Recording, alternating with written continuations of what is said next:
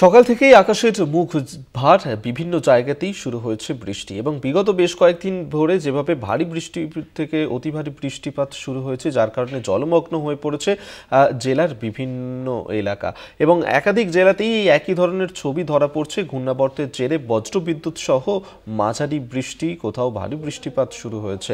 ইতিমধ্যে সতর্কতাও জারি করা হয়েছে। আমরা এই নিয়ে আরো কথা বলবো। কোয়েল মণ্ডল এই মুহূর্তে আমাদের সঙ্গে টেলিফোনে রয়েছেন প্রতিনিধি। কোয়েল, ঠিক কি পূর্বাভাস রয়েছে, কি পরিস্থিতি এই মুহূর্তে দক্ষিণ চব্বিশ পরগনাতেও? একদমই অভিক, দেখো, বাংলাদেশে অবস্থানরত ঘূর্ণাবর্তের জেরেই মূলত বাংলাদেশ সংলগ্ন জেলা তথা গাঙ্গেয় পশ্চিমবঙ্গের যে জেলাগুলো রয়েছে এবং উপকূলবর্তী জেলা, সেখানে বজ্রবিদ্যুৎ সহ ভারী বৃষ্টির পূর্বাভাস দিয়েছে আবহাওয়া দপ্তর। এবং সেই পূর্বাভাস অনুযায়ী গতকালের মতন আজও দক্ষিণ চব্বিশ পরগনা জেলা জুড়ে সকাল থেকেই মেঘলা আকাশ, ঝোড়ো হাওয়া বইছে এবং সেই সঙ্গে বিক্ষিপ্তভাবে জেলার বিভিন্ন প্রান্তে মাঝারি থেকে ভারী বৃষ্টি জারি রয়েছে। নাগারে বৃষ্টিপাতের ফলে নতুন করে জেলার নিচু এলাকা জলমগ্ন হতে শুরু করেছে। অন্যদিকে মাঠগুলো জলমগ্ন হয়ে পড়ায় সদ্য রোপণ করা যে ধান চারা সেগুলো পচে গিয়ে নষ্ট হতে শুরু করেছে। পাশাপাশি নাগারে বৃষ্টিপাতের ফলে যে কাঁচা মাটির বাঁধ, সেই বাঁধ আলগা হতে শুরু করেছে। এক্ষেত্রে সেচ দপ্তরের নজর রয়েছে দুর্বল বাঁধের ওপর। একাধিক জায়গায় যুদ্ধকালীন তৎপরতায় বাঁধ মেরামতের কাজ চলছে। আলিপুর আবহাওয়া দপ্তর বলছে আজ দিনভর ঝড় বৃষ্টি জারি থাকবে দক্ষিণ চব্বিশ পরগনা জেলা জুড়ে। আগামীকাল থেকে জেলায় বৃষ্টির পরিমাণ কমলেও সোমবার পর্যন্ত বিক্ষিপ্তভাবে ঝড় বৃষ্টি বজায় থাকবে দক্ষিণ চব্বিশ পরগনা জেলার বিভিন্ন প্রান্তে। ধন্যবাদ তোমাকে। কোয়েল মণ্ডল আমাদের সঙ্গে টেলিফোনে ছিলেন প্রতিনিধি।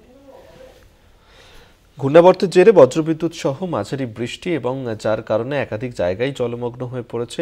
রাজ্যের বিভিন্ন জেলাতেও সতর্কতা জারি করা হয়েছে। ইতিমধ্যে হলুদ সতর্কতা জারি করা হয়েছে এই বৃষ্টির কারণে এবং টানা বৃষ্টির জের, যার কারণে বিঘের পর বিঘে জমির ফসল নষ্ট হচ্ছে এবং যার কারণে চিন্তায় এই মুহূর্তে চাষিরাও।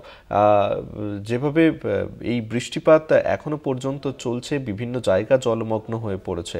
ঘূর্ণাবর্তের জেরেই বজ্রবিদ্যুৎ সহ মাঝারি বৃষ্টি। আমরা এই নিয়ে আরো কথা বলবো। শাশ্বতী রায় আমাদের সঙ্গে টেলিফোনে রয়েছেন প্রতিনিধি। শাশ্বতী, কি পূর্বাভাস আবহাওয়ার?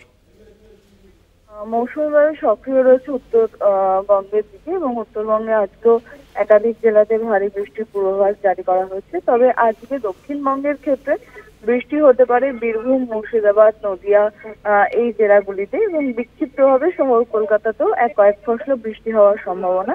সকাল থেকে মেঘলা আকাশ জারি থাকলেও আগামীকাল থেকে দক্ষিণবঙ্গে বৃষ্টির তোড় কমবে বলে মনে করা হচ্ছে এবং আর্দ্রতাজনিত যে অস্বস্তি তা কিন্তু বজায় থাকবে দক্ষিণবঙ্গের ক্ষেত্রে।